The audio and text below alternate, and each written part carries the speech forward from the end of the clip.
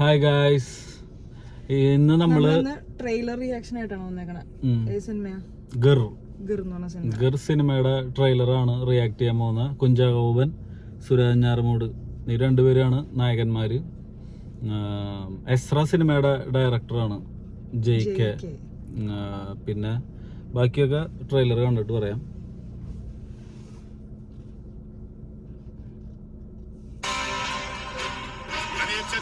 ജാതിക്കൊല റെജിമോൻ നാടാർ എന്ന ചെറുപ്പക്കാരനെ കാണാതായിരിക്കും. മറ്റൊരു ദുരഭിമാന കൊലയോ?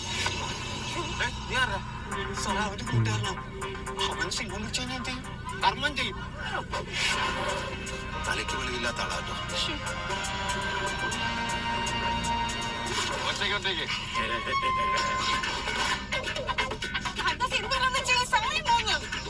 ഞാൻ ഒരു കാര്യം തീരുമാനിച്ചു.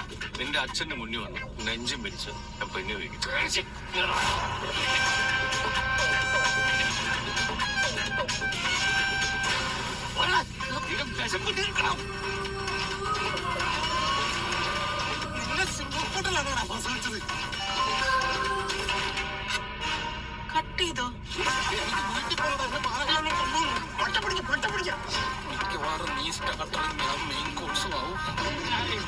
മയക്കുവെടി വിദഗ്ധൻ തങ്കയെ മകനെ എത്തുന്നതോടെ രക്ഷാപ്രവർത്തനം വിജയകരമാണെന്നാണ് എല്ലാവരും പ്രതീക്ഷിക്കുന്നത്.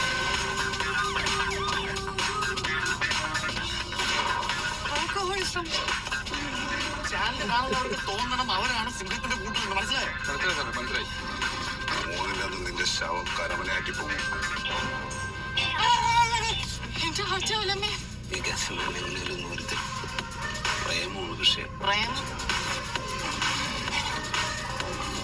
എന്റെ വാക്കൊന്നും വരുത്തിയാക്കല്ലേ.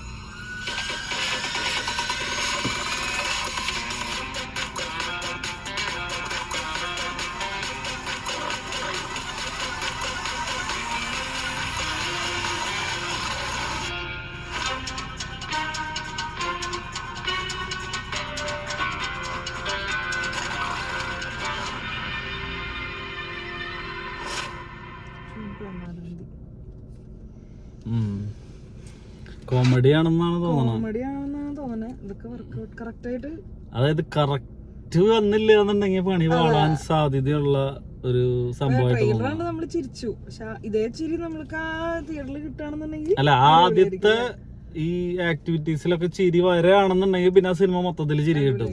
പക്ഷെ ആദ്യം തന്നെ കുറച്ച് ആക്ടിവിറ്റി കണ്ടിട്ട് അയ്യേ ചളി എന്ന് തോന്നി കഴിഞ്ഞാൽ റിയൽ ഇൻസിഡന്റ് ആണ്.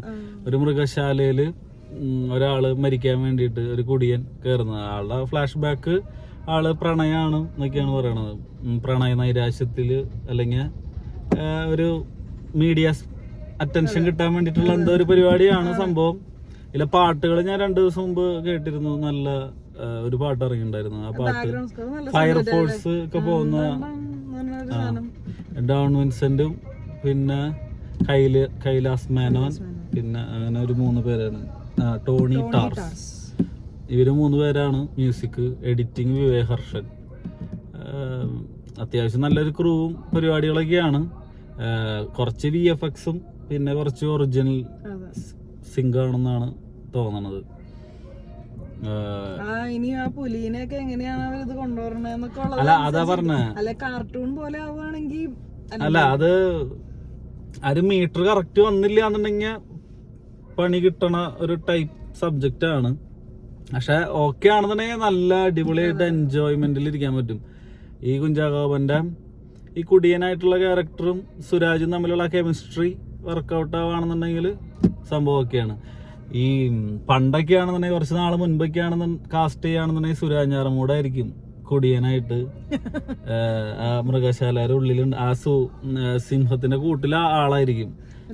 ഇതായിട്ട് ഓഫീസറായിട്ട് കുഞ്ചാക്കോബനായിരിക്കും വരാ.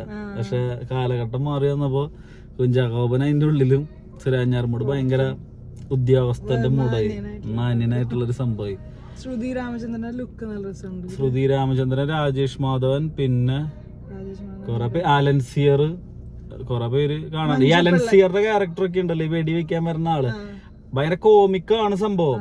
പക്ഷെ അതാണ് പറയണത്, ഒരു നൂൽപാലത്തുമ്മക്കൂടെ പോകുന്ന ഒരു പരിപാടിയാണ്. അത് കറക്റ്റ് ആയില്ല എന്നുണ്ടെങ്കിൽ അത് പൊട്ടും, ആ രസച്ചരട് പൊട്ടും, വെളിപ്പായി പോവും. അതാണ് അങ്ങനത്തെ ഒരു പ്രശ്നം തോന്നി.